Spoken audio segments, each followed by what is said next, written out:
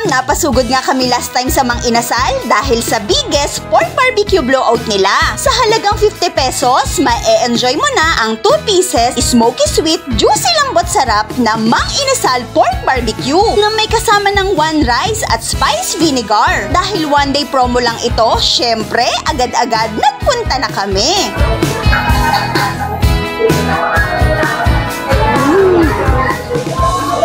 Ang lambot, mga ka-fam. Ito po yung sinasabi nila sa mga patalastas na malambot.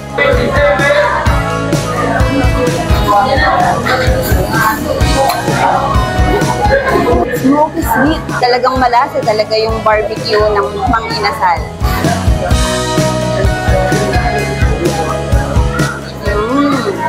Sarap.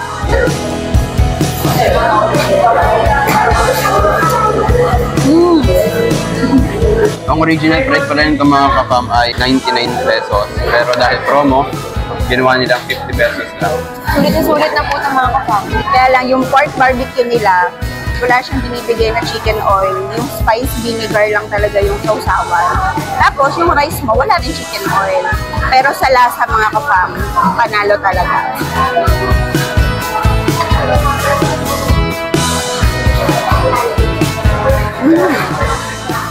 Talagang susulitin mo hanggang sa taba.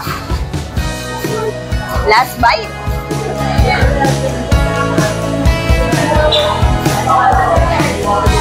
Ang dali lang, ubus na agad.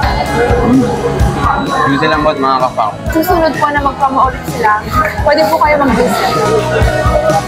Teka lang, hindi pa yan tapos. May pa-thank you pa si Mang Inasal sa ihutastic support nyo sa pork barbecue blowout nila. Kaya this coming July 26, mamimigay sila ng free, smoky sweet, juicy lambot sarap pork barbecue sa first 200 customers nila. Kaya kita-kits sa Level 3 SM City Grand Central. 4 to 6 PM yan. O ano pang hinihintay? Save the date mga ka-fam. Ayain na ang pamilya at tropa sa Mang Inasal Pork Barbecue Caravan. Dahil pag natikman, siguradong mapapasayaw ka sa saya. O tignan mo sila.